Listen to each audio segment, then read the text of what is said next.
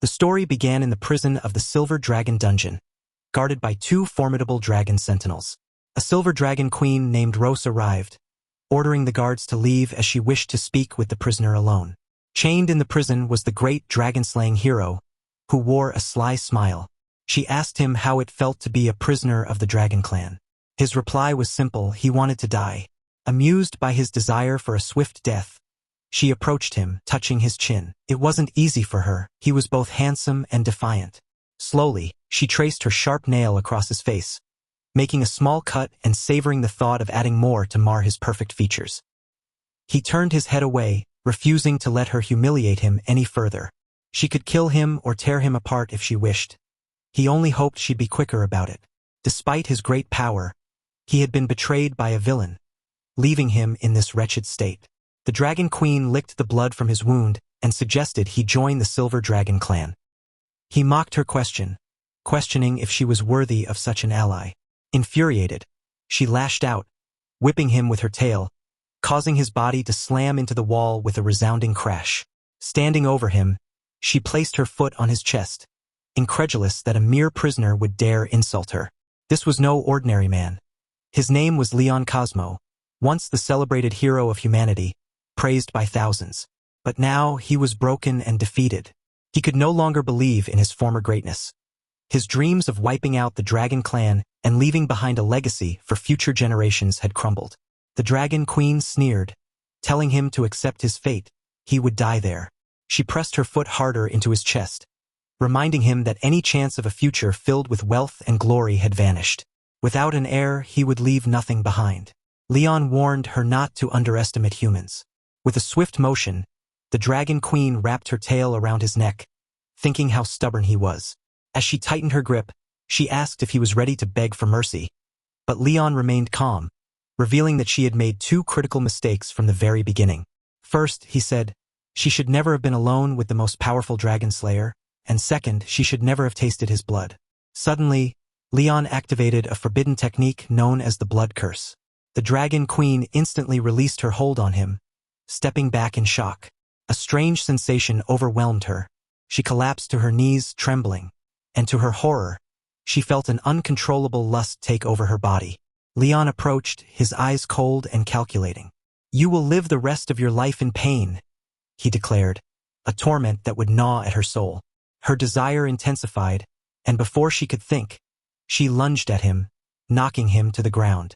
Leon, taken aback, couldn't comprehend what was happening. The Dragon Queen, consumed by the curse, kissed him, causing him to blush. For the next hour, they were locked in a bizarre and heated encounter. Finally, the blood curse began to fade, and with it, her control over her body returned. She quickly pulled away, confusion and anger in her eyes. "What have you done to me?" she demanded. Leon calmly explained that the blood curse was a forbidden technique, one that could only be used once in a lifetime. When she tasted his blood, it created a bond between their souls. Once he died, the curse would cause her endless suffering. The Dragon Queen scoffed, still trying to make sense of the situation. If this curse took effect after death, then why had this happened? Her cheeks flushed with embarrassment.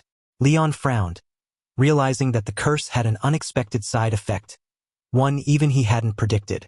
He admitted, "I thought the pain you'd feel upon my death would be the extent of it." Blushing, the Dragon Queen realized what this meant. Dragons were bound by strict codes of monogamy, and the bond created by the blood curse would doom her future. After Leon's death, she would be unable to take another mate or bear offspring, nor could she explain to the Dragon Clan what had happened. Leon was surprised by the unintended consequences of the spell. The irony wasn't lost on him. She had mocked him for not having a successor, but now neither would she. She launched into an attack, but Leon stopped her. "You don't need to do this. I'm going to die soon anyway."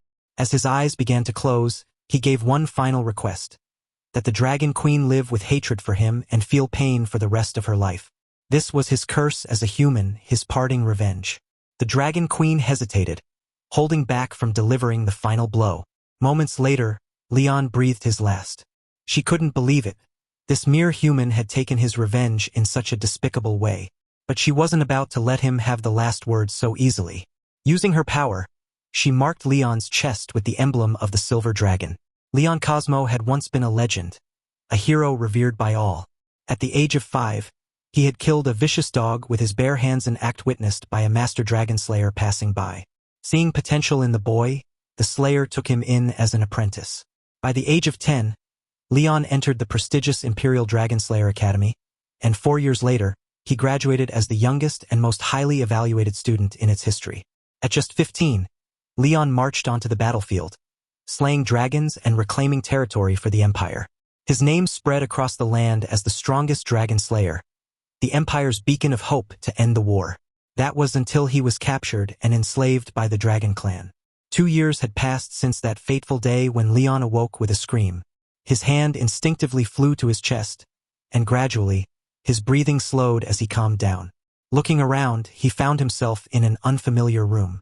Confused, he wondered where he was when suddenly the door opened.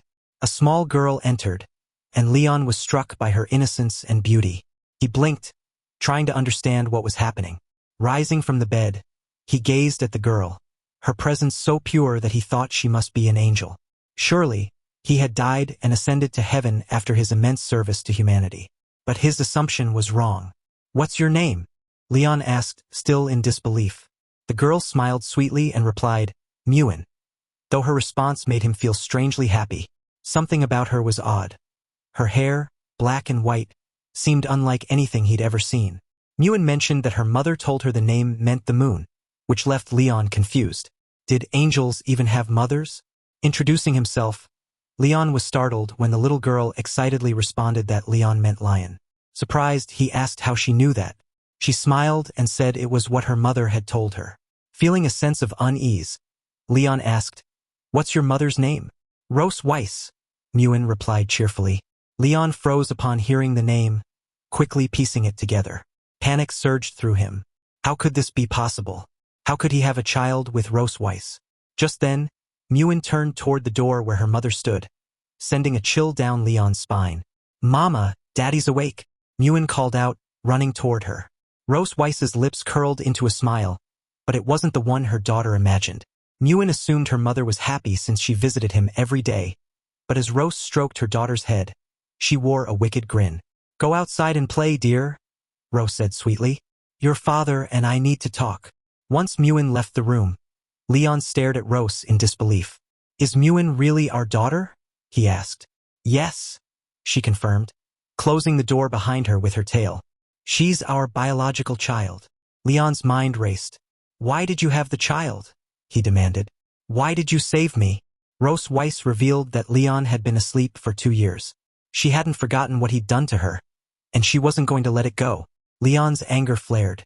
"I hadn't meant for any of that to happen. We're different," he growled. "I would have never touched you if things had been different." Seeing the torment in his eyes, Rose Weiss's expression darkened. "Oh, it was torture for you, was it?" she retorted. She wrapped her tail around his leg, yanking him onto the bed. Climbing on top of him, she tore his shirt open. With a cold gleam in her eyes, she activated a spell. She was going to carve her own dragon mark into him, binding him to her forever.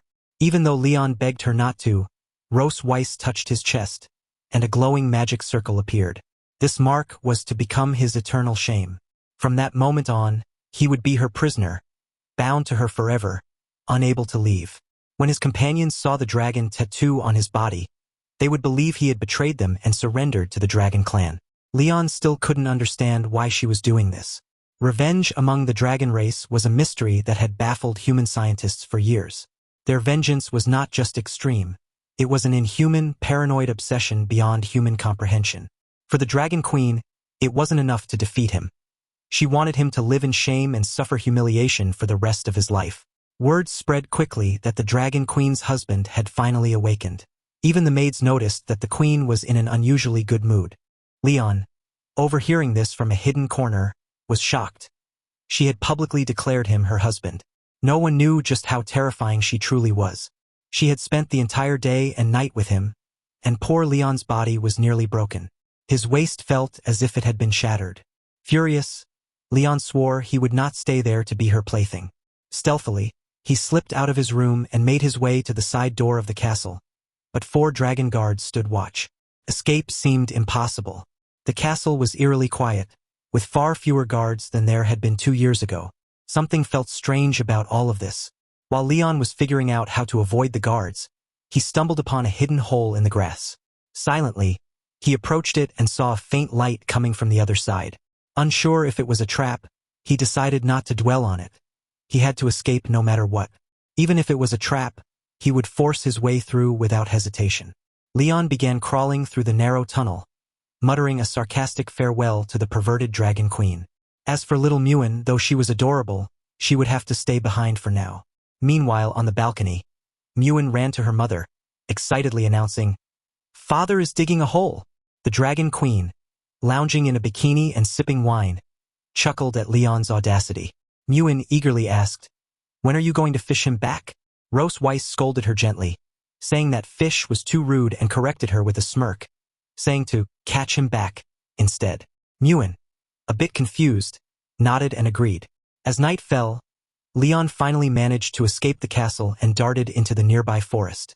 He knew that if he could climb the mountains ahead, he'd be able to see the border of human territory. After running for hours, Leon felt confident that the Dragon Queen wouldn't be able to catch up to him. But to his dismay, the sky suddenly darkened, and the Dragon Queen, now in her true dragon form, appeared above him, praising him for being such a fast runner. Seeing her, Leon cursed his luck and bolted, but Rose Weiss quickly landed in front of him, blocking his path. To his surprise, she wasn't angry. In fact, she seemed quite pleased. "Impressive, Leon," she said with a wicked smile. "I was the one who distracted the guards for you, and I left that little hole for you to find." Although Leon knew it was a trap, he had no other choice. He hadn't expected her to catch up with him so quickly.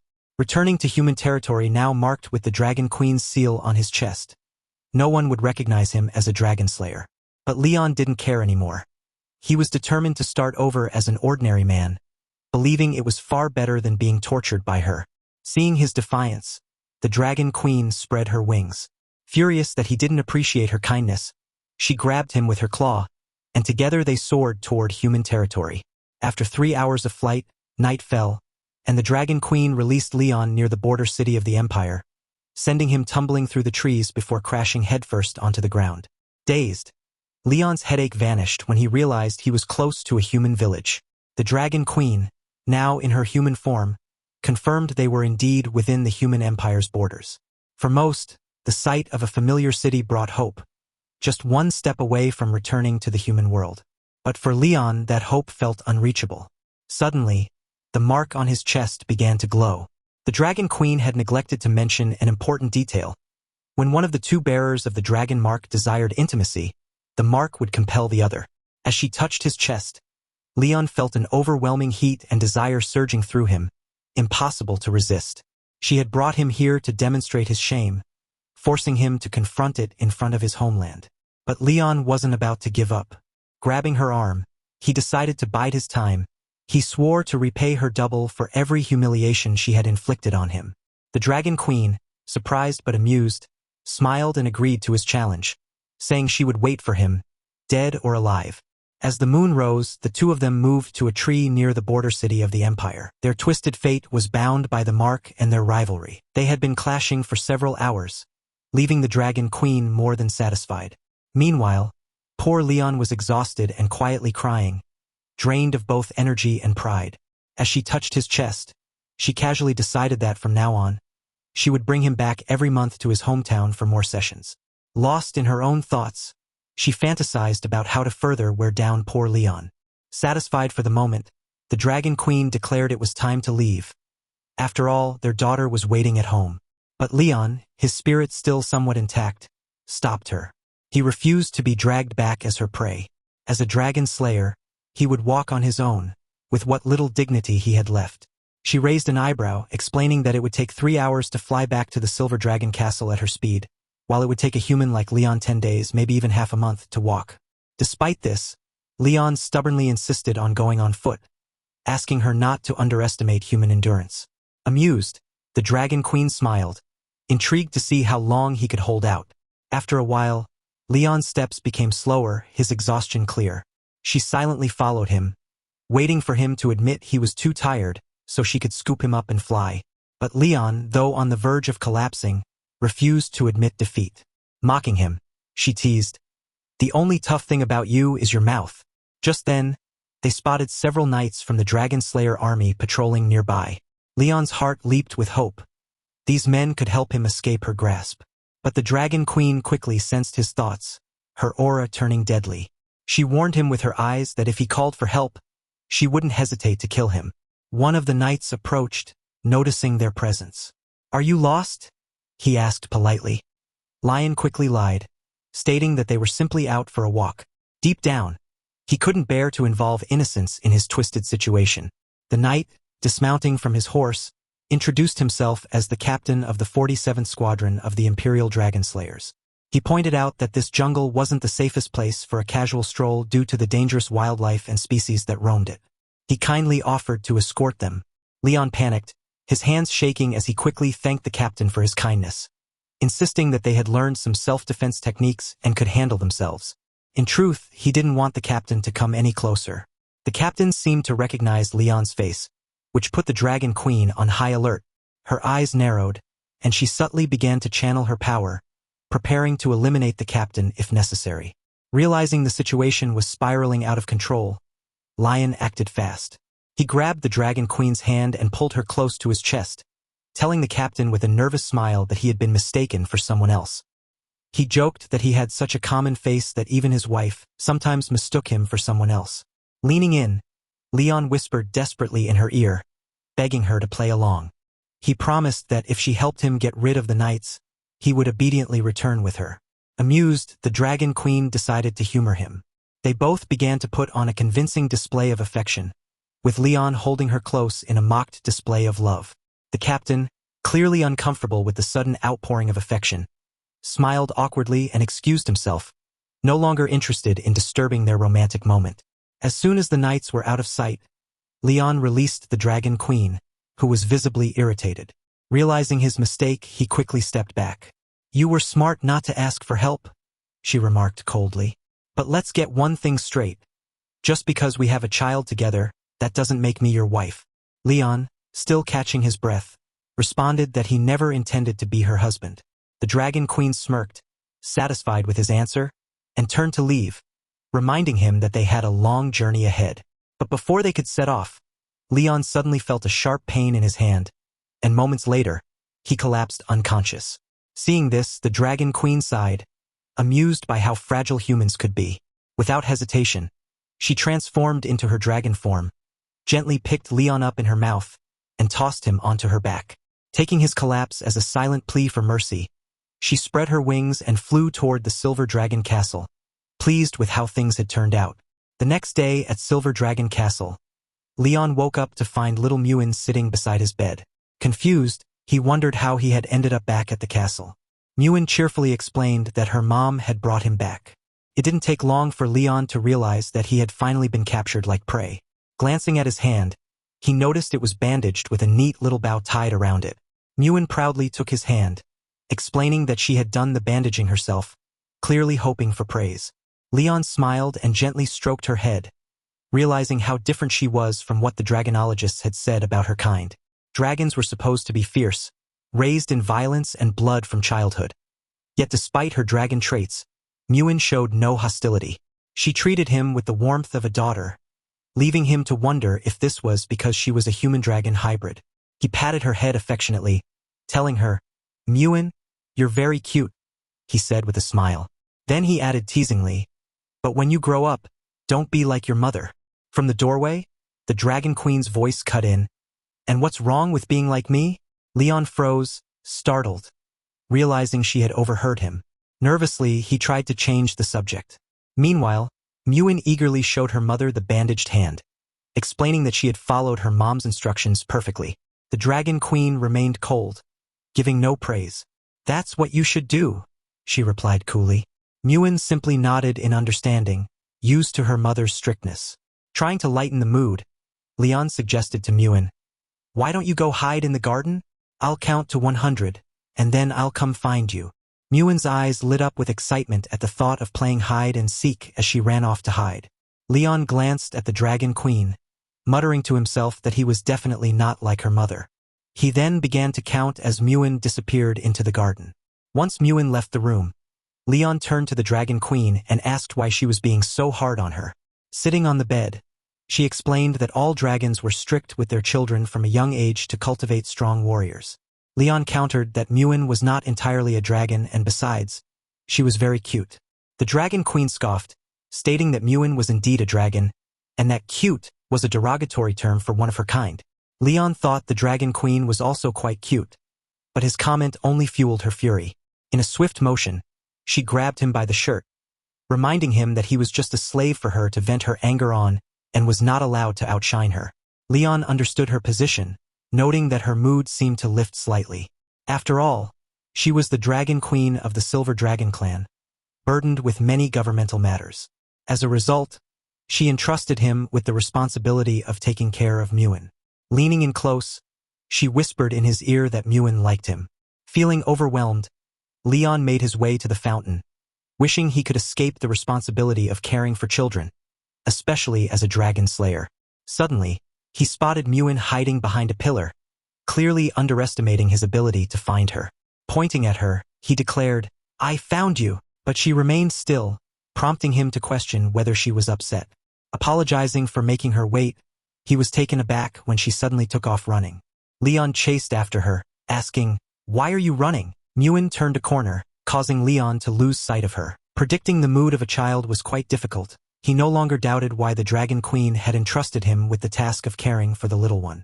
Just as he was starting to worry, Muin appeared behind him and wrapped him in a hug, leaving him surprised. Confused, he recalled that she had just run past him, but Muin insisted otherwise, explaining that since her dad hadn't found her, she had gone out to look for him. Though still bewildered, Muin took him by the hand, urging him to follow her, as she had something special to show him. Just then, another girl resembling Muin emerged from behind her and watched them in silence. That day, once the fountains were turned on, little Muin began to shake her head excitedly. She was painting some drawings and having the time of her life. Leon, sitting behind her, couldn't help but smile at the sight, feeling a wave of tenderness. Having a daughter felt good. For the first time, it seemed his soul had begun to heal. While Muin enjoyed herself, Leon clenched his fists and gritted his teeth, deciding it was time to escape the Dragon Queen's grasp. Just then, Muin ran toward him, eager to show him a family drawing she had made. Leon extended his hand with a cheerful smile, ready to praise her, but as he examined the drawing, shock washed over him. Muin had depicted two girls, initially thinking it was a mistake due to her age.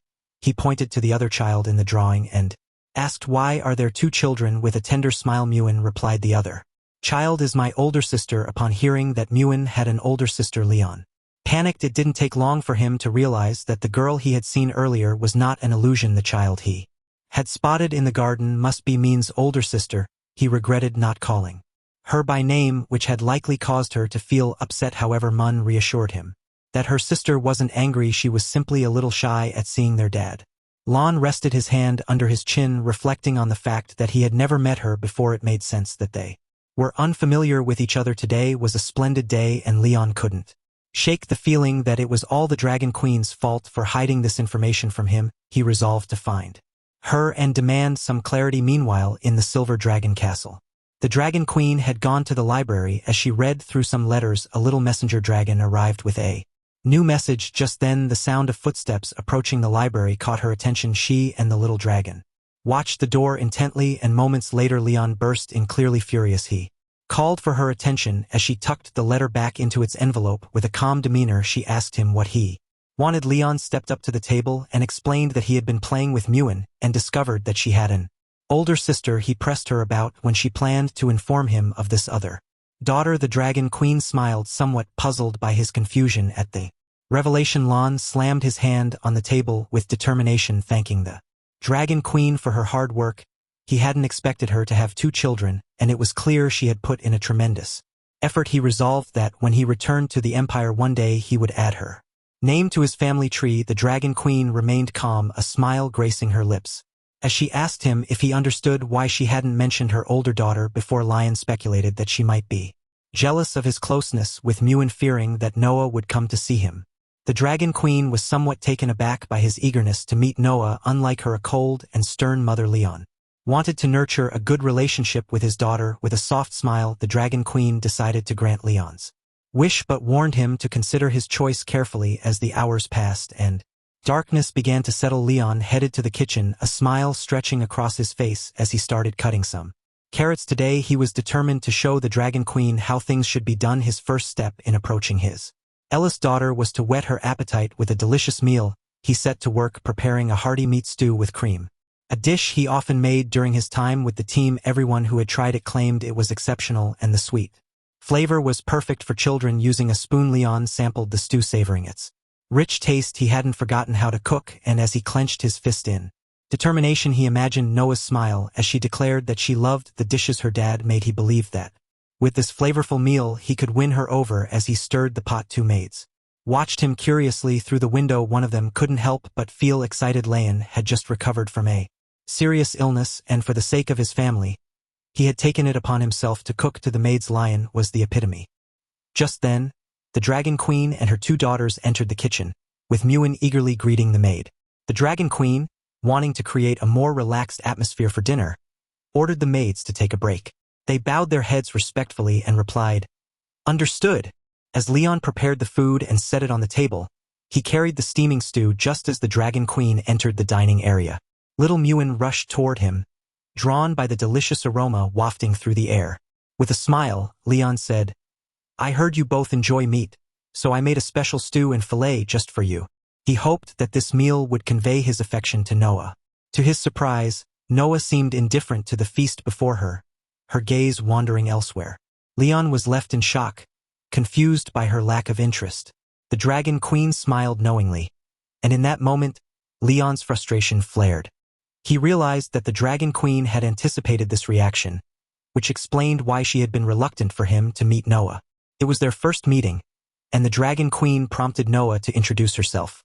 Obediently, Noah replied, "I am Noah, the eldest daughter of the Silver Dragon Queen," proudly noting that she was 1 year and 2 months old. Dragons were a long-lived race, and young dragons matured much faster than human children. Leon approached her, extending his hand in greeting. "I'm your dad," he introduced himself, hoping to make a good impression. To his surprise, Noah seemed mesmerized by him, yet he couldn't shake the feeling that her indifference was unsettling. He wondered why she appeared so distant and whether she harbored any resentment toward him. Noticing the awkward tension, Muin gently took Noah by the arm and whispered, urging her to engage in conversation so their dad wouldn't feel uncomfortable.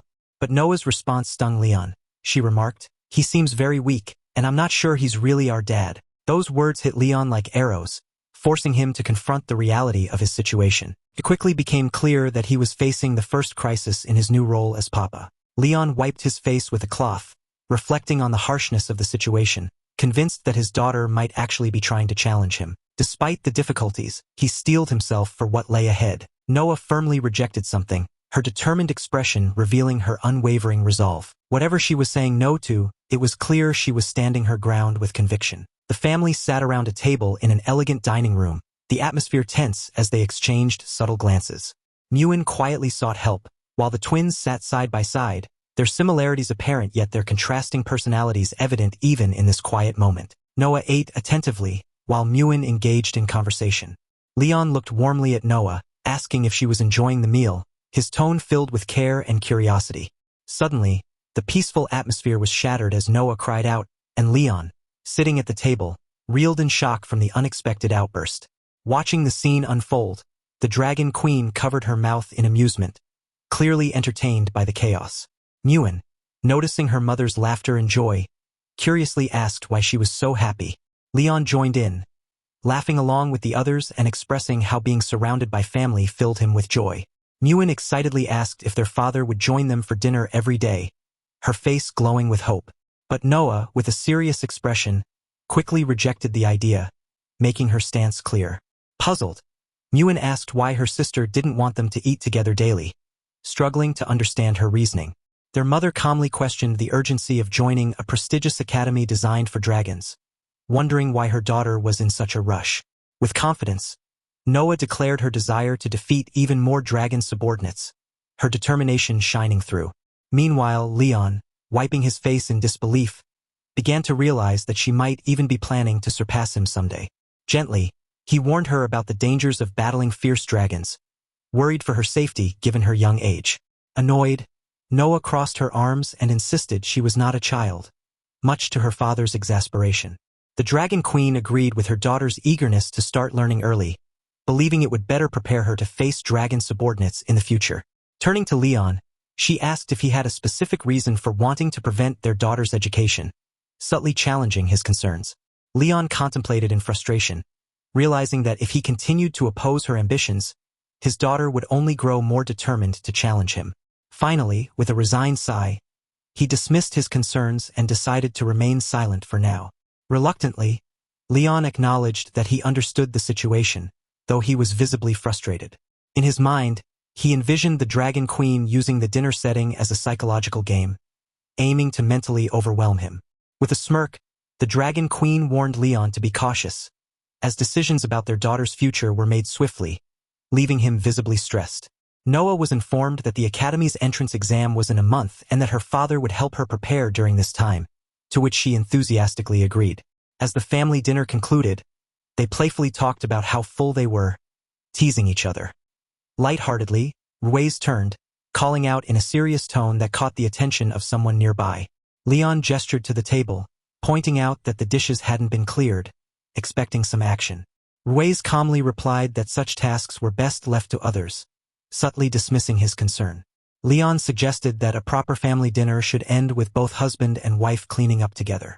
He hinted at whether Ruiz truly wanted to uphold a harmonious family image for the children or if it was merely for show. The child eagerly awaited the elder's approval, her excitement unmistakable as Ruiz reluctantly agreed with a calm expression.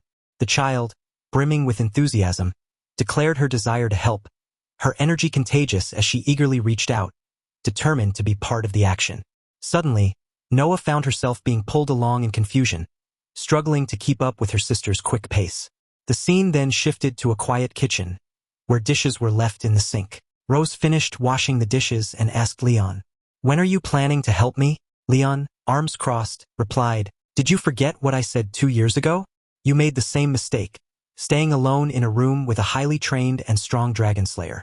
Suddenly, the dragon pattern on Rose's chest began to glow. She glared at Leon. "What are you planning, Leon?" she asked. He smiled and said, "When I woke up 2 years ago, you played with me when I had no strength left. But now, it's different." Rose attacked him with her tail, shouting, "You can't escape from here." Leon blocked it with his hand, grabbing her tail firmly. "Who said I was going to run away?" he replied. Rose felt a wave of heat. Leon was holding her tail, her most sensitive part as a dragon. She couldn't stand it and collapsed, her face red with embarrassment. Leon smirked. "What's wrong? Aren't you the Dragon Queen? Did that dragon pattern make your tail even more sensitive than usual? Looks like you're weak and powerless now. I found this secret of yours in a book," he added. Then he leaned close and whispered, "You dragons want to conquer the world and everything in it? But tell me, have you ever been conquered?" Rose looked at him, shocked. A few minutes passed. Rose, breathing heavily, looked at Leon and said, "Let go of my tail." Leon, still holding it, replied, "You treated me like a toy when I was at my weakest. How about we switch the roles tonight?" Rose shouted in anger, "Leon!" But the maid outside heard the sounds. A few minutes later, the maid slowly opened the door. Their curiosity hinted at something unusual happening inside. Peeking into the kitchen, they were shocked to find it sparkling clean, as if someone had meticulously scrubbed every corner. The maid speculated whether the prince was responsible for the surprising tidiness. One of them, delighted by the spotless state of the kitchen, happily held up a polished plate. Meanwhile, Leon stood silently, observing the situation with a calm yet focused expression, holding Ruiz tightly. He warned her to stay quiet to avoid discovery by the maids, mocking her fall from grace as she found herself in a vulnerable position. The door to the room shut firmly, and Ruiz's eyes blazed with anger and determination, betraying her inner struggle against the humiliating circumstances. Leon smirked, tightening his grip on Ruiz as he mockingly called her his wife and suggested they get started. His expression shifted to a cold, determined gaze, showing his complete control over the moment. Ruiz's eyes filled with helplessness and exhaustion, but she barely responded, seeming resigned to her fate. 3 days later, the scene shifted to a bright, majestic castle standing tall under a clear blue sky. Two sisters stood by their father's bedside, worried as he hadn't woken up in 3 days. They wondered if he might be dead, but one of them calmly reassured the other to wait and see. Suddenly, Leon reacted as he was kicked in the face, groaning in pain from the unexpected hit. Noah, her foot still on his face, remarked that their father wasn't dead yet. Startled and somewhat hurt, Leon questioned if any child would treat their parent this way. As Leon regained awareness, he found himself in bed with Muin by his side, who eagerly reacted to his movement as if she had been waiting for this moment. With joy, Muin announced that he had regained consciousness while Noah sat nearby, observing in confusion. Leon wondered when he had even fainted as he slowly sat up in bed. Ruiz calmly offered to help Leon recall the events that led to his unconsciousness. A flashback revealed him being struck hard by Ruiz, and he remembered how the dragon mark on him became powerless after that night, triggering the painful moment when he was struck. Leon reflected on Rose's ruthlessness, realizing her overwhelming power could have easily ended him had he been any weaker. Still recovering, he sat quietly on the bed, watching Ruiz, who had turned her back to him. He noted her beauty despite her intimidating strength and recognized that she was a dragon over 200 years old. Muin, noticing her father's stillness, wondered why he wasn't moving, speculating that he was simply stunned by their mother's appearance, hinting at the awe she inspired. Suddenly, Ruiz was caught off guard as someone abruptly struck a nearby surface, drawing her attention. Her expression shifted in surprise as Leon reached down to pick up a flower accessory from the floor and gently placed it on Ruiz, stating that it suited her. Reacting with surprise at Leon's thoughtful gesture, Rose questioned if he had ever done something like this for other women. Leon chuckled and explained that as a child, he used to comb his master's donkey, claiming he had some skill in it. Muin looked up at Leon, innocently asking what a donkey was, catching him off guard. Smiling, Leon explained that donkeys were similar to dragons but much smaller, stubborn, and made humming sounds when unhappy. He then imitated a donkey's behavior, amusing Muin with his antics. Ruiz watched intently, not noticing the similarity between a donkey's stubbornness and her own personality. However, Leon suddenly recoiled in fear as Ruiz struck him, sending him reeling. Clutching his stomach and wincing in pain, he reassured Muin that he was fine when she asked if he was okay. Ruiz then assigned him the task of teaching the girls to write, declaring that Leon would handle it. Taken aback, Leon realized he had been volunteered without any say. Muin excitedly cheered that their father would teach them, while Noah confidently claimed she already knew how. The two girls raced off to the study room, eagerly discussing which colorful pens they wanted to use. Meanwhile, Ruiz informed Leon that her sister was coming to visit, and that she didn't want him appearing in front of her. Leon looked surprised and puzzled as to why he was being told to avoid the meeting, voicing his frustration about not being allowed to meet her family. Ruiz reminded him that he was now part of the Silver Dragon clan and had been in a coma for 2 years due to a mysterious illness. She explained that he had only recently woken up, emphasizing the complexity of his new situation. Ruiz warned him that if he were ever forced to meet her sister, he must stick to the false identity she had crafted for him. She emphasized the importance of maintaining the story, and Leon listened intently, still processing the situation. With a serious expression, he acknowledged her instructions respectfully. After Ruiz left, Leon questioned whether he would truly follow her orders, standing alone as he began to plot ways to embarrass her in front of her sister. The scene shifted to the children's study room in Silver Dragon Castle, where Leon sat at a table teaching Noah and Muin to write their names. He demonstrated patiently, guiding them step by step as they watched attentively. After writing their names as examples, he asked them to practice by copying his writing. Muin looked excited, while Noah's expression remained more serious as she studied Leon's writing. Noah commented that it wasn't as good as her mother's, hinting at her high expectations. Leon felt a twinge of frustration at the comparison, sensing the pressure to meet her standards. When Leon stood to leave, Muin curiously asked what he was planning. He replied that he had forgotten to deliver something to their mother and assured them he would check on their progress later. However, his carefree attitude left Noah doubting his seriousness, leading her to tease her sister for seeming happy, which Noah sternly denied, insisting they focus and practice as instructed. She looked down with a soft blush, momentarily thoughtful. The scene transitioned to the grand gates of Silver Dragon Castle, where soldiers and prominent figures gathered for a formal event. The Red Dragon Queen stood confidently, her striking red hair and royal attire making a powerful impression. Ruiz rushed to embrace her sister, their close bond evident in the warm reunion. The atmosphere was filled with warmth as Aisha and Ruiz joyfully greeted each other after a long time apart. Mky complimented her sister, noting how vibrant she looked since their last meeting. Ruiz seemed a bit taken aback by the compliment, modestly disagreeing. Curiously, Isa inquired about Ruiz's husband, having heard that he had finally woken up. She wondered aloud why she hadn't been allowed to see him yet. Ruiz explained that her husband was unwell and could not meet with Isa at the moment. Disappointed, Isa admitted she was eager to see what the Dragon King who had kidnapped her sister looked like. With a teasing tone, she hinted at the dynamics of Ruiz's relationship, suggesting that their quick marriage and child implied a strong bond. Ruiz became defensive, firmly rejecting the notion that marriage and children necessarily signified a good relationship. She denied any attraction to her husband, both in the past and for the future. Aisha smirked, commenting on her sister's toughness and recognizing that her strong personality remained unchanged. Cheerfully, Ruiz suggested they take a walk in the garden to chat, showcasing their strong bond. Aisha agreed, allowing her sister to lead the way. The sisters strolled together, smiling and enjoying each other's company. Meanwhile, Leon observed the two sisters from a distance through a telescope, recognizing Ruiz's sister. He watched intently, gathering information as he studied them from afar, determined to test the range of the dragon pattern. He sought to discover how far its power could extend. As Aisha and Ruiz wandered through a beautiful garden filled with blooming roses, they discussed the recent instability within the dragon clan. They noted that the Red Flame Dragon King had been particularly active lately, raising concerns among them. Ruiz was taken aback when she heard the name Constantine mentioned in connection with the recent turmoil. She questioned her sister, recalling that Constantine had been missing for years.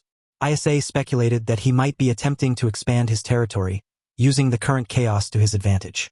Suddenly, Ruiz reacted in shock, her body glowing with energy as something unexpected occurred. Her eyes widened as she sensed something unusual happening around her. Noticing the change in her sister's demeanor, Aisha asked what was wrong.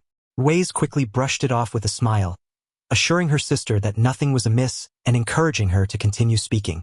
However, Ruiz couldn't help but think about the Dragon Slayer, reminiscing about past incidents.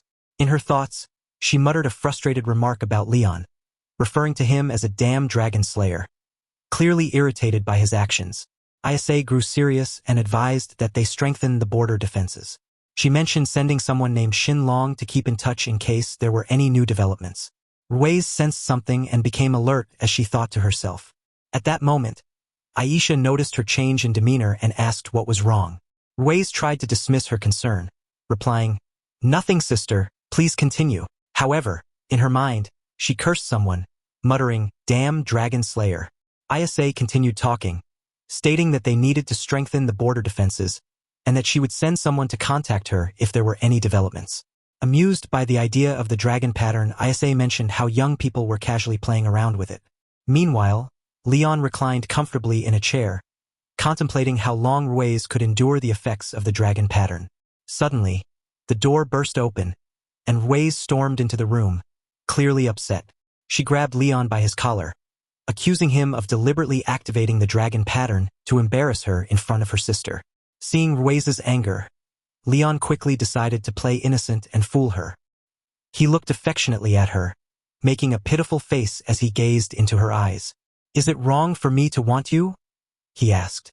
Ruiz was taken aback and let go of his collar, her face turning as red as a tomato at his unexpected words. To hide her reaction, she covered her face with her hand. Leon smiled to himself, thinking with surprise that his act seemed to be working. He wondered if, at the very least, she was disgusted with him now. Blushing, Ruiz turned away and called him shameless, reminding him that he was just a defeated prisoner who shouldn't be speaking such nonsense. She told him to put away his dirty thoughts. Leon remained silent, smiling calmly while Ruiz glanced at him with a flushed face, thinking she had come to confront him. So why did his words throw her off? She left with an angry blush, warning him that he had gotten lucky this time. But if he tried something like this again, she wouldn't let it slide. Leon, with a teasing look, thought to himself how terrified he was, amused that a single word could leave her so flustered. He reflected that the dragon pattern really was powerful. As he pondered, his face warmed, and he realized his heart beat faster whenever he thought of her. Composing himself, he muttered, "Cosmode, wake up, stop thinking about nonsense." He reminded himself that the kids were still waiting for him to return, but it was clear that he and Ruiz were beginning to feel something for each other, marking a new turn in the story. In the study room, Noah practiced writing diligently while Muin, slacking off, wondered aloud why Dad hadn't come back yet. Later that night at Silver Dragon Castle, Aisha waved goodbye to Ruiz, saying she would head out that night. Ruiz, waving back, reminded her sister to be careful on the road. Aisha then transformed into her red dragon form, playfully asking Ruiz to let her meet her husband next time. Ross Weiss agreed, promising that they would have more time to talk as Aisha, accompanied by her knights, flew back to her own castle. Watching her sister's departure with a pensive look, with a serious expression, Ross gritted her teeth, staring ahead with determination. She silently cursed the dragon slayer, thinking he still hadn't learned his lesson. Tonight, she decided, would be different. Meanwhile, Leon was on the other side of the castle, sneezing repeatedly, wondering if someone was talking about him. He settled down to read the story of the young dragon as a bedtime story for his daughters, Noah and Muin. As he read, the girls drifted off to sleep, looking absolutely adorable. Smiling, he quietly closed the book, gently tucking them in and whispering, "Don't catch a cold." Leon slowly exited the room, taking care not to disturb his sleeping daughters. Just as he shut the door, Ross suddenly slammed her hand against it with a loud thud, startling him. Her serious expression caught him off guard as she asked where he was planning to go. With an awkward look, Leon glanced at her and asked if her sister was gone.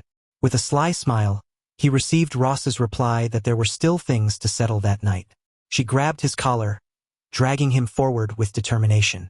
Leon protested, but she pulled him along, ignoring his resistance. In the Silver Dragon Queen's bedroom, Leon placed a tub of hot water down with a loud clatter in front of her. "The hot water's ready," he said, looking at her with a hint of exasperation. "What do you need it for?" Ross stretched her legs out in front of Leon, looking at him with an air of superiority. "I'm exhausted from walking all day," she stated, commanding him to wash her feet. Leon stared at her, stunned, his expression shifting to serious disbelief as he took in her request. With a commanding look, Ross added, "Enough with the nonsense. Just do it. This is your punishment for today." Sighing in frustration, Leon removed her heels, thinking to himself that he was a dragon slayer, now reduced to being a foot-washing servant for a dragon. As he looked down at her feet, he couldn't help but wonder how many dragon slayers had fallen under them. Noticing him staring, Ross frowned, wondering what he was thinking. A blush crept onto her face as she began to suspect he might have a strange fascination. Before she could say anything, Leon grinned mischievously and plunged her feet into the hot water. "Down here," he said half-playfully. The water was scalding, and Ross immediately recoiled, her expression shocked. Kicking him under the chin, she shouted, "It's too hot, you fool." Her kick sent him flying back, and Leon hit the ground, coughing up blood. With a cold, piercing look, Ross stepped onto his chest, pinning him down. "You did this on purpose, didn't you?" she asked icily, trying to get back at him. Leon, his defiance undiminished, gave her an arrogant smile. "Well, you're the one who demanded I wash your feet." Ross's cheeks flushed as she looked down at him, stating that it seemed he still hadn't learned his lesson. Slowly dragging her foot down his chest, her tone dropped to a mocking whisper. "I bet you never thought you'd end up beneath a dragon." As Ross pressed her foot down on his lower body, Leon felt a wave of conflicting emotions. His face flushed from her touch, and in a strained voice, he told her to stop. He was torn between the humiliation of the situation and an odd sense of comfort. Smirking with a touch of arrogance, Ross leaned in coolly. "I'm curious," she said. "Just how long can you endure this?" Leon, still flushed, glanced up at her defiantly, thinking that he wouldn't give in to the dragon's games. Steadying himself with a sudden move, he caught her leg and, as he stood, grinned confidently. "I've had pigs' trotters, cows' trotters, goats' trotters, but dragons' trotters? Now that's something new." Ross's eyes widened, her face turning red as she asked what he was doing. Without missing a beat, Leon playfully bit her leg, exclaiming, "Tonight's snack, raw dragon claws." As he bit her, Ross screamed angrily, threatening to kill him. The next morning, Moon and Noah woke up, Noah fully alert while Moon was still half asleep. When Ross entered the room, her leg wrapped in bandages, Moon noticed and asked, "Mom, why are you limping?" Ross brushed it off, replying that it was nothing. Meanwhile, Leon sported a bandage on his cheek, and Moon turned to him, asking, "Dad, why do you have bruises on your face?" Mirroring Ross's posture, Leon folded his arms and said it was nothing. Puzzled and curious, Moon placed her hands on her hips, staring at both Leon and Ross with a questioning expression. Suddenly, an idea popped into her head, and her face lit up with excitement. "You must have been playing some fun game without me," she exclaimed, raising her hand. "I want to play too." Noah, arms folded, watched her sister with a blank expression, silently observing the scene.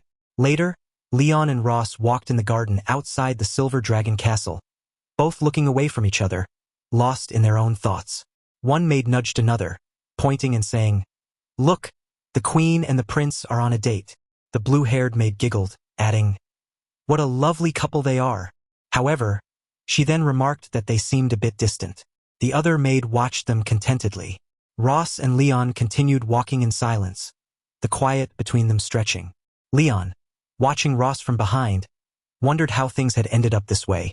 He recalled how she had earlier suggested they take a walk together, shocked when he had asked why he should walk with her. Ross had replied that it was his duty to keep up the appearance of family harmony for the sake of outsiders. In the garden, Leon glanced at Ross, sensing something unusual about her today. She wasn't typically this proactive, and he wondered what she might be planning. Meanwhile, Moon and Noah, hiding behind a nearby tree, observed their mom and dad. Moon muttered to herself that Dad was so clueless he couldn't even hold hands. Suddenly, an idea popped into Moon's mind. With determination and bright eyes, she clenched her tiny fists and declared that she was going to help them. Taken aback, Noah tried to stop her. "Wait, Moon," she called out, but Moon didn't listen. She jumped up and ran toward their parents. Noah called out again, telling her to leave them alone, but Moon, already in motion, ignored her words. As she neared, Moon called out to her parents. Hearing her voice, Leon and Ross Weiss turned, surprised to see her racing toward them. Leon asked why Moon had followed him, but before he could finish, Moon grabbed both his and Ross Weiss's hands, quickly linking them together. Both Leon and Ross Weiss were startled by her sudden action. With a cheerful smile, Moon said, "When you take a walk, you're supposed to hold hands." Then, with a quick spin, she ran back, exclaiming that she was going to play with her sister. Leon watched her leave, wondering where this child learned such things. Back at the tree, Noah pinched Moon's cheeks, scolding her for not listening. Tearfully, but cutely, Moon admitted she was wrong, promised not to do it again, and asked her sister to let go. Leon and Ross Weiss stood in silence, still holding hands, wearing blank, confused expressions. Blushing, Leon looked away and remarked that this was a bit unexpected, asking what he should do. Ross Weiss, also blushing, replied softly that it was okay. They could just hold hands for now. As they continued walking, Leon noted that Ross seemed unusually calm today, which made him feel a bit uneasy. Ross Weiss smirked, saying it seemed like she had finally tamed him, and now that they were getting along, he was the one feeling unsettled. While they chatted and strolled, Moon and Noah watched them from behind a tree, curious and observant. Leon glanced at Ross Weiss and reflected on how she had always presented herself as a dignified queen before others. Yet, he didn't expect her to be so flustered by something as simple as holding hands. He wondered if her strictness as a mother stemmed from not knowing how to connect with her children. Leon then brought up the way Moon and Noah addressed her, noting that they always called her mother in front of others. He gently suggested that the usual way of addressing parents was mom and dad. He pointed out that while Moon called him dad, she referred to Ross Weiss as mother, which might make her seem more distant to them. Ross Weiss looked away and, after a pause, asked if there was really that much of a difference between mother and mom. Leon, looking at her with a bright smile, suggested that there was indeed a difference and encouraged her to have the kids call her mom instead. He bet they would feel closer to her that way. Caught off guard by Leon's cheerfulness, Ross Weiss's face flushed red. After composing herself, she nodded and said she would try it next time. Surprised by her sudden enthusiasm, Leon asked why she was speeding up as they continued walking in the garden. Suddenly, Ross asked if Leon felt homesick. He raised an eyebrow and questioned why she was bringing it up since she wouldn't let him go back anyway. Ross Weiss admitted that she couldn't send him home but mentioned there was something that might help ease his homesickness a bit. Curious but silent, Leon followed her until they arrived at the castle's large warehouse doors. As they stood before it, he wondered aloud what it might be. Ross Weiss explained that it didn't have an official name. He could call it a warehouse, utility room, or whatever he liked. She unlocked the door with a key and led him inside. As he looked around, Leon exclaimed, "The dragon's treasure trove." Picking up a bracelet, he commented that if it were in the Empire, it could easily be worth hundreds of thousands of gold coins.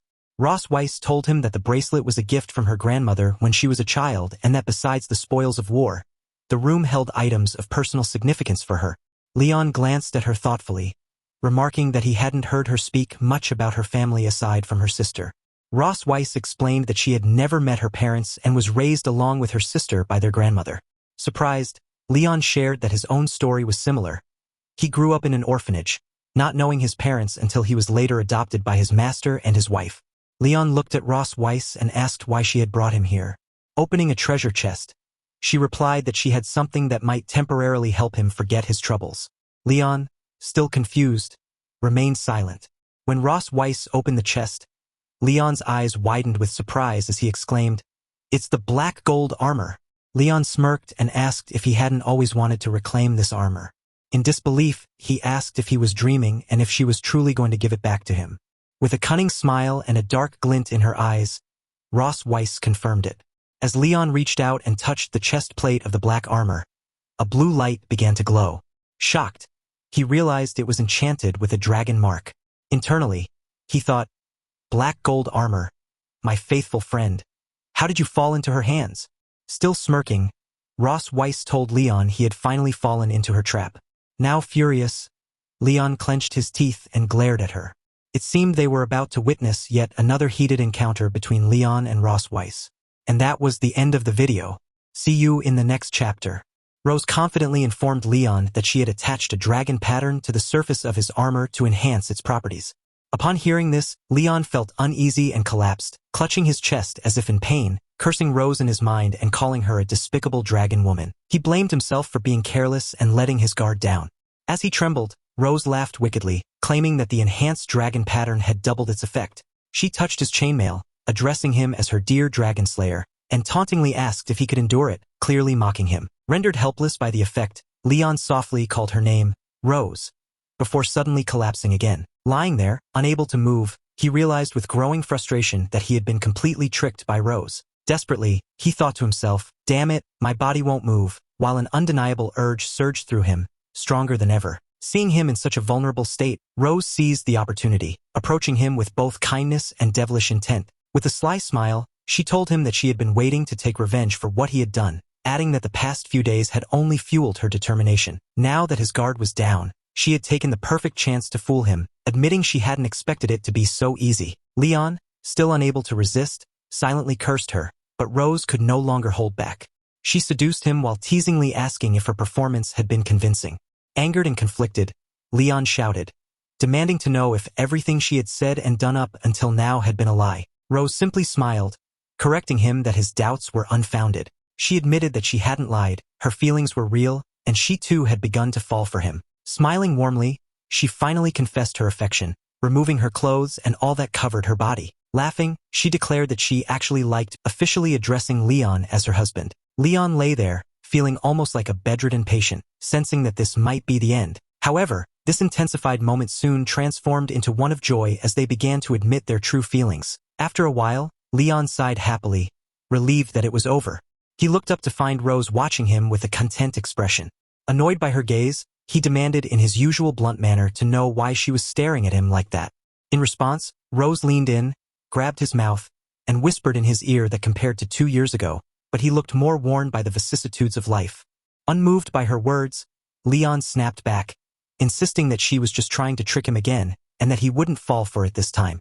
Rose simply smiled and remarked that he had gotten smarter. Instantly suspicious, Leon looked at her with a questioning expression as she hesitated, stopping mid-sentence. Blushing, Rose then laughed and said that his health wasn't as good as it used to be. Hearing this, Leon's eyes widened in shock, feeling as though his whole world had shattered with that one sentence. His face went pale, imagining that she was implying he was no longer as fit as he once was. His mind raced, and as his thoughts spiraled, his jaw dropped wider and wider at the implication that he wasn't as good as before. Finally, he let out a loud scream, overwhelmed by his own fears and wild imagination. The next day at Silver Dragon Castle, Leon appeared with dark circles and bags under his eyes. As he opened the door, he announced his arrival, saying, "I'm here." Entering the room, he found Rose and Noah waiting inside. Rose folded her arms and greeted him with a smirk, mockingly remarking that it seemed he hadn't slept well last night. Gritting his teeth in frustration, Leon replied that it was all because of what she had said. Laughing, Rose teasingly claimed she didn't remember saying anything at all. From the sidelines, Noah watched the exchange between Leon and Rose, thinking that it was starting again. Rose shifted the conversation, mentioning that the entrance exam for St. Heath Academy was very strict and telling Leon he should begin tutoring Noah on dragon knowledge that day. As she moved closer, leaning in and whispering in his ear, she taunted him, saying that for now, he could only demonstrate his value in other areas. Fueled by anger, Leon snapped back that he just wasn't in the best shape yesterday. With a determined expression, he pointed a finger at Rose and loudly declared that he would make sure Noah passed the test. However, he added that in return, he wanted something of equal value from her. Rose smirked, saying she was willing to agree to his request but warned that his demand couldn't be too excessive. Leon firmly replied that a promise is a promise. Laughing, Rose walked away, telling him that he should study hard and, with a mocking tone, called him dear, warning him not to get too tired. Fueled by anger, Leon shouted after her, calling her a female dragon. Rose waved dismissively as she walked away. Observing the interaction, Noah asked Leon why he quarreled with her mother. Folding his arms, Leon denied it, saying it was just their daily communication. Then, surprised, he asked Noah what she had just called her mother. Noah replied, calling Rose Mom, which took Leon aback. He stepped closer and asked if she had been told to change to that name. Then, he inquired whether she preferred the old name or the current one. Looking away with a slight blush, Noah replied that she preferred the current one. Leon smiled brightly at her, saying he knew she would love it. Surprised by her father's cheerful demeanor, Noah remained silent, simply looking at him. As she turned to leave, she asked when they could start studying. Caught off guard, Leon called out to her, telling her to wait for him. In the heart of Silver Dragon Castle, the night stretched out in eerie silence. However, in the children's study room, a lone light flickered.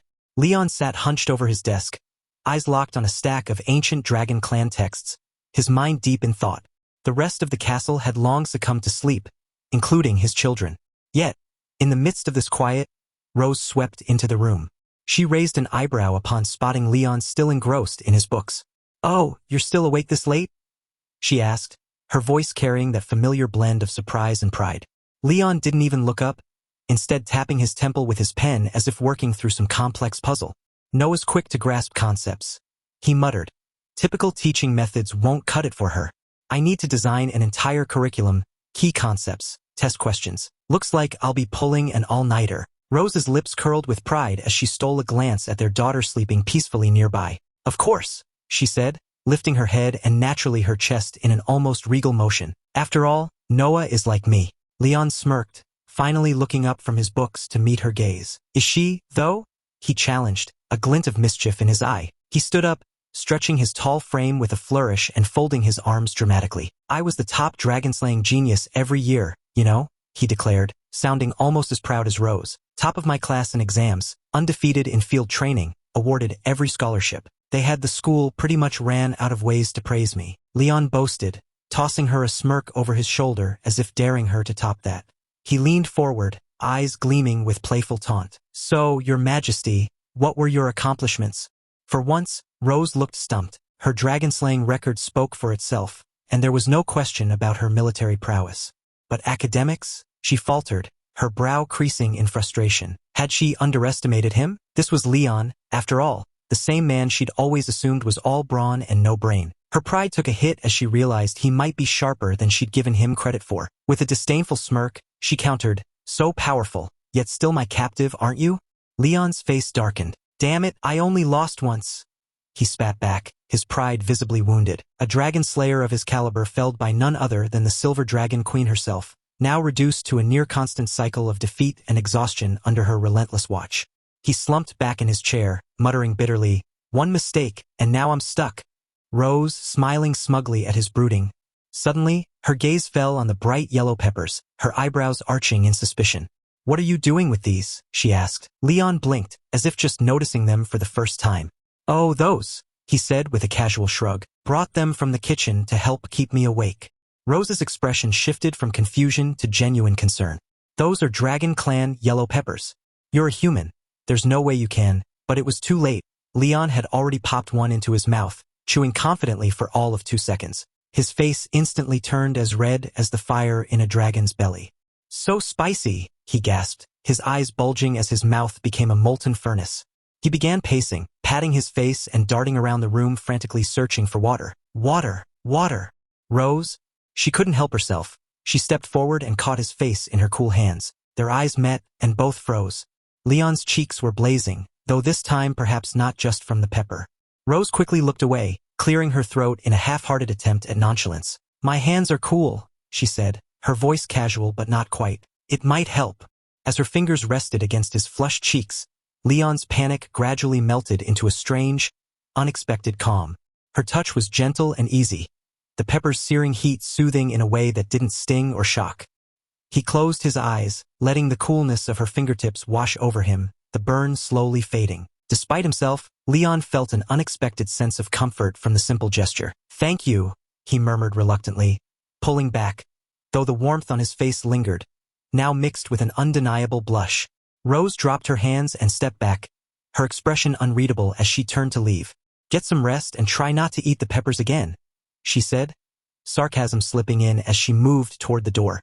Leon nodded, muttering a half-hearted, yeah, got it," but his gaze lingered on her as she left. Once she was gone, he groaned, fanning his cheeks as if the memory of her touch might be hotter than the pepper itself. Yet, reality soon crashed in as he recalled her usual treatment. "She squeezes you dry, then blames your lack of endurance when you can barely stand," he scowled. "You can't go soft on her, or you'll end up bedridden." Determined, he grabbed a book and began flipping through the pages, searching for a solution to his problem. After a few minutes of browsing, his eyes lit up. Black Dragon Pill, a highly effective body-strengthening elixir, nourishing and stabilizing the core. "Perfect," he muttered, his eyes alight with excitement as he stared at the entry as though he'd found treasure. A broad grin spread across his face, and with renewed hope, Leon began preparing himself to work on his resilience. The next morning was unusually bright and sunny outside the window. A pair of birds, one small and yellow, the other large and white, sat on a branch chirping back and forth as if they were deep in conversation. Inside, however, the atmosphere between Leon and his daughter Noah was far less harmonious. He sat across from her, grading her test with a carefully suppressed grin. "Noah," he began, trying to keep a straight face, "I just finished grading the test you took. Out of a possible 100 points, care to guess what you got?" Noah fixed him with her usual deadpan stare, her expression as unmoving as stone. 50, she replied. Leon snorted, pulling out the test paper with exaggerated drama. "A whole 62, actually. You underestimated yourself." Noah's eyes narrowed as she stared down at her test, scanning the answers with quiet intensity. Her small hands tightened around the paper, and her brows furrowed ever so slightly. It was clear she wasn't thrilled with her score. Leon softened as he watched her, noticing how serious she was, mature even for someone her age. While her younger sister Moon was probably outside chasing butterflies or counting clouds, Noah had approached her studies with a tenacity that surprised him.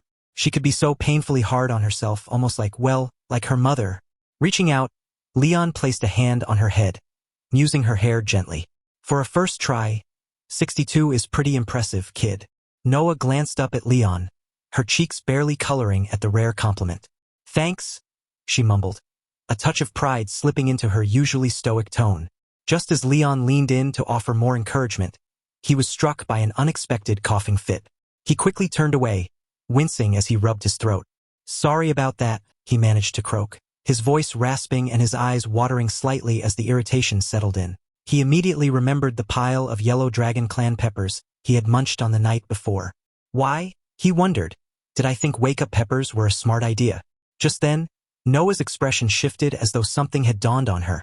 She reached into her pocket, rummaged around, and produced a small round tin with dragon throat lozenges, elegantly scrawled across it. She held it out to him, her usual reserve still intact. Leon blinked, surprised. "Is this for me?" he asked. Noah's face didn't change, but there was a barely perceptible flicker of embarrassment in her eyes. "Mom said to give it to you," she said, her voice just a little colder than usual, as if distancing herself from the kindness.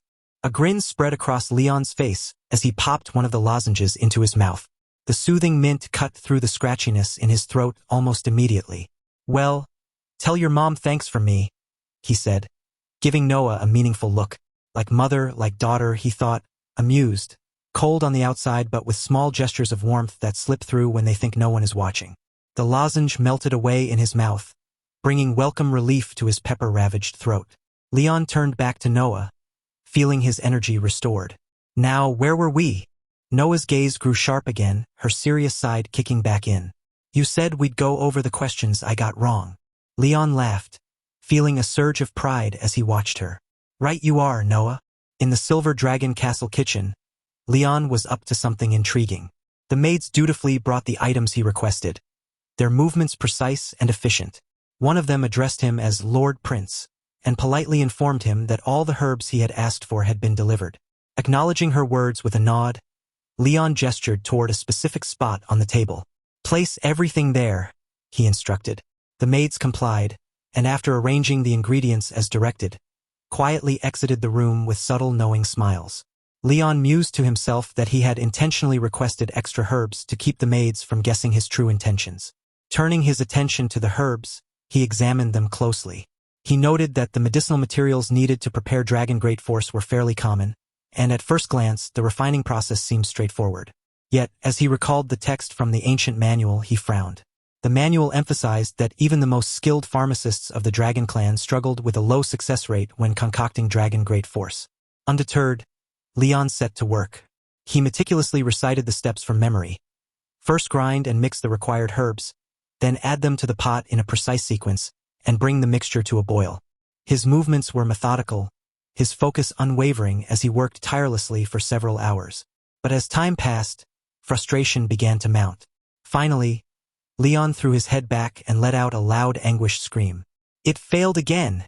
he exclaimed, his voice echoing through the kitchen as he stared at the ruined concoction before him. His shoulders sagged. "I followed the instructions from the book perfectly," he muttered under his breath, his gaze fixed on the charred remnants of his latest attempt. "Every time I get to the final step, drug purification and separation, and it all falls apart." Leon pressed on, refusing to let frustration take hold. He muttered to himself that the high-temperature separation method described in the book was a delicate balancing act. Too high a temperature destroyed the drug, while too low a temperature failed to purify it. Shaking the drug jar in his hand, he grumbled that achieving the precise separation effect manually was nearly impossible without professional instruments. As he continued, Leon remembered his master's words. "If one way doesn't work, look for another." Inspired, he began to consider alternative methods for separating the medicinal residue. Suddenly, the sky outside roared with thunder, a reminder of the storm brewing overhead. Glancing up, Leon noticed the dark, turbulent clouds and commented, "Looks like it's going to rain soon." Rising to close the windows, he paused, captivated by the echo of thunder rumbling through the air. The sound stirred something in his memory.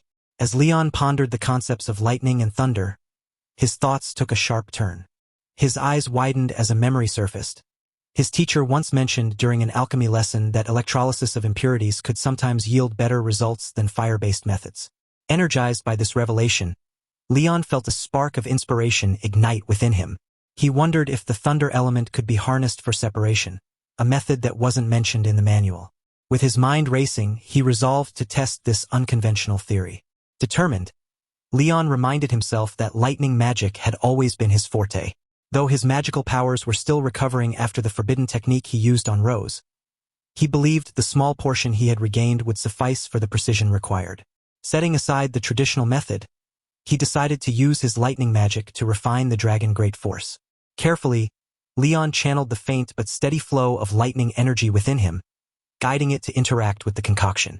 Sparks crackled faintly in the air as he meticulously manipulated the separation process. His concentration was absolute, his movements calculated and precise.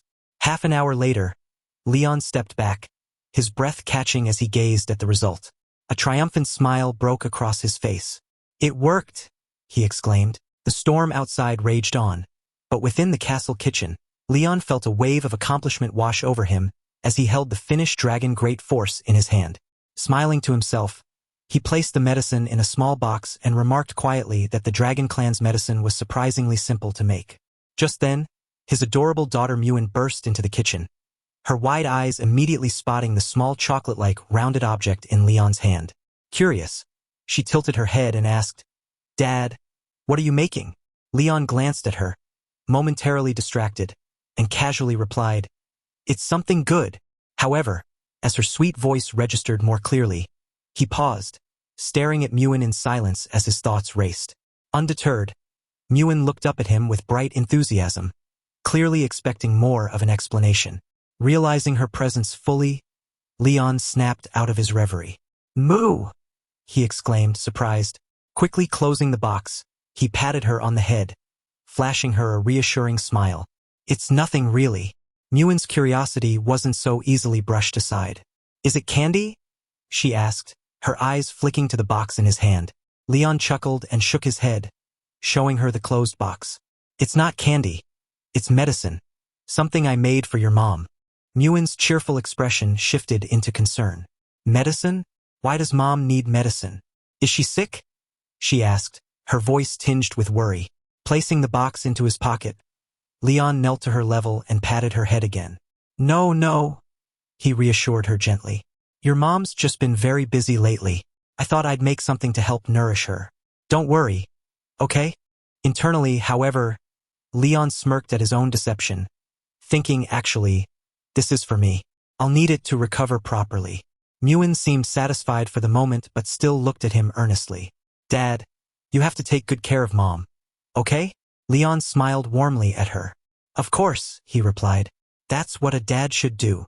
But inwardly, his thoughts took a mischievous turn. His dark expression concealed behind his calm demeanor, he mused, "Once I've fully recovered, I'll definitely take very good care of her." A quiet chuckle escaped him. That stormy night, with heavy rain and loud thunder, Leon sat in his bedroom absently tossing the medicine box in his hand. Though he had successfully cultivated the dragon great force, he couldn't help but question whether the Dragon Clan's nutritional supplements might have adverse effects on humans.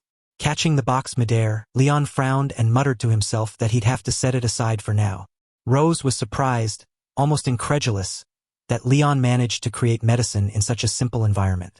Looking at him with her usual air of superiority, she extended her hand and, in an arrogant tone, demanded, "What did you refine? Let me see it." Leon hesitated, his grip tightening on the medicine box as he met her gaze.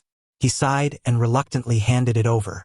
"Even if I refused, you'd just resort to violence and take it anyway," he muttered, a trace of exasperation in his voice. Rose took the box and examined its contents. A faint smile graced her lips as she looked at the dragon great force. "Impressive," she said. "You've managed to refine such a perfect dragon great force under these conditions. Truly remarkable, Leon. What's that saying? The man of letters and the man of arms." Leon blinked in surprise, internally marveling that she didn't mock him this time. Closing the box with a click, Rose handed it back to him. "You can keep this," she said firmly, "but you can't take it." Leon caught the box. Confusion etched across his face. "Why not?" he asked. Rose locked eyes with him, her gaze steady. "As a tonic for the dragon race, the medicine is far too potent for a human body," she explained. Leon frowned, his expression darkening. "Is it really that powerful?" he asked, skepticism creeping into his voice. Her serious tone didn't waver. "Yes, it is. As a human, you cannot withstand its effects," she reminded him, her voice softening slightly. However, Leon's pride flared as he pulled the dragon great force from the box. "I've defeated countless dragon kings without the power of a dragon," he boasted. "Why would I fear a single pill?" Rose's eyes widened in alarm as Leon forcefully swallowed the pill. With a defiant grin, he declared, "Courage is the hymn of mankind." "Leon!" Rose shouted, her voice laced with concern. She rushed to him, preparing to cast a spell to stabilize him. "Let me try to break down the pill's effects," she said urgently. Leon, however, shook his head, his darkened expression filled with determination. Gritting his teeth, he grabbed her hand, stopping her mid-spell. "Leon, don't move," Rose pleaded, her voice rising in alarm, but it was too late. Thunder and lightning erupted from Leon's body, engulfing him completely. Bearing the searing pain, He gritted his teeth and managed to speak through the storm of energy. "Rose," he growled, his voice steady despite the agony. "Look carefully." He met her gaze, his eyes burning with resolve. This is the courage and determination of mankind. Despite her protests, Leon endured the excruciating effects of the dragon great force alone, his body crackling with raw power. The storm intensified around him, and Rose could only watch, stunned and helpless, as Leon endured the overwhelming power. Thunder roared, and lightning danced wildly in the small space, illuminating Leon's figure in bursts of light. His screams echoed through the room as the pain reached its peak. Having pushed Rose away earlier, she was unable to help him now. Shocked, she watched in awe and horror, her mind racing. Then it dawned on her, Leon was using lightning magic on his own body. Rose stared in disbelief, trying to comprehend what Leon was doing. After what felt like an eternity, Leon finally stopped channeling his lightning magic. The raging storm around him began to subside, and the room grew eerily quiet. His eyes lost focus, and unable to bear the strain any longer, Leon collapsed. "Leon!" Rose cried, rushing to his side. Her voice was filled with genuine worry as she caught him just before he hit the ground, gently lowering him into a sleeping position and brushing stray strands of hair from his face. Looking at his unconscious form, Rose muttered under her breath, "You really are a madman." Despite her exasperation, there was a softness in her voice that betrayed her concern. Rose stood up and began to leave. "Leon, wait here. I'll call the court physician to check on you." But before she could walk away, Leon suddenly grabbed her tail. Rose froze in shock. "How are you even conscious after all that?" Leon ignored her concern and rubbed his cheek against her tail, smiling softly. "Don't leave me, wife. Stay with me." Rose's cheeks flushed red. "Wife? Who are you calling your wife?" Embarrassed, she tried to free her tail. "Let go of my tail, Leon." But Leon held on tightly, still rubbing his face against it. "I don't care. I won't let my wife go." After struggling for a few minutes, Rose sighed, realizing it was useless. He wouldn't let go. She looked at him. He didn't seem injured. In fact, he looked strangely cute like this, so different from his usual self. Suddenly, Leon started humming and singing as he hugged her tail. "Wife, wife, I won't let you go. You'll stay with me forever." Rose gave up. All right, I won't go. Just tell me, what do you want from me?" Still holding her tail, Leon smiled. "I want a third child, wife." Rose nearly choked at his words, her face completely red. "What did you just say, Leon?" she snapped. "You haven't even taken care of your first two properly, and now you want a third. Forget it." But Leon, acting like a spoiled child, clung tighter and started fake crying. "I want it. I want a third child, wife." Rose held her head in frustration. To avoid more drama, she gave in. "Fine, we'll do as you say." Leon beamed. "Then we need to go to my hometown," she replied. "Okay, but only after we settle things here first." Finally, Leon let go of her tail and joyfully said, "My wife is the best." Rose sighed. "He's more annoying than usual today." Then suddenly, Leon leaned in to kiss her.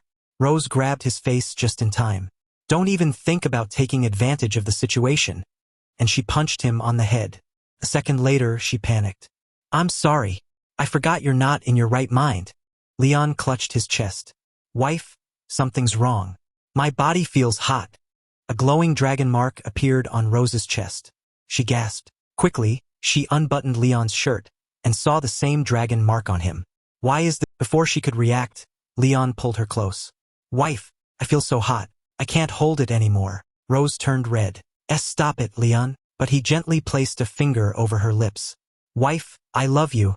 You're so beautiful tonight." The unexpected compliment caught Rose completely off guard, and a wave of heat rushed to her face, her cheeks turning crimson. Looking away to avoid his piercing gaze, she stammered, "Even if you say that, I'm still mad at you." "What's going on?" Rose wondered, her heart pounding erratically. This man, his attitude is completely different. There's something wild and intense about him tonight, something I can't seem to reject. Despite her resistance, she felt her resolve wavering. Stealing a glance at him, she found him still staring at her with burning intensity. Against her better judgment, a small part of her began to feel anticipation. Sensing her hesitation, Leon leaned closer, his voice low and persuasive. "Wife," he whispered, "can you help me, please?"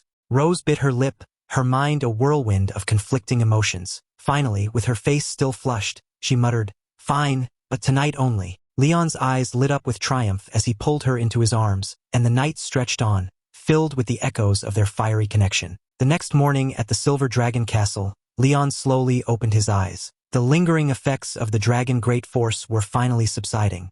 As his vision cleared, he noticed Rose lying beside him in bed, her smirking expression aimed directly at him. "Awake are we?" she asked with a teasing tone, her piercing gaze locked onto his. Hearing her voice so close, Leon bolted upright, his eyes wide with panic. "What, Rose?"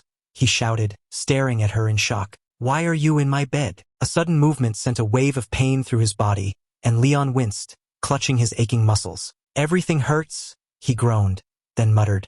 "My memory is fragmented. What the hell happened last night?" Rose stretched casually before sliding out of bed. With a smirk, she turned to face him. "You don't remember anything?" she asked innocently, though the glint in her eyes said otherwise.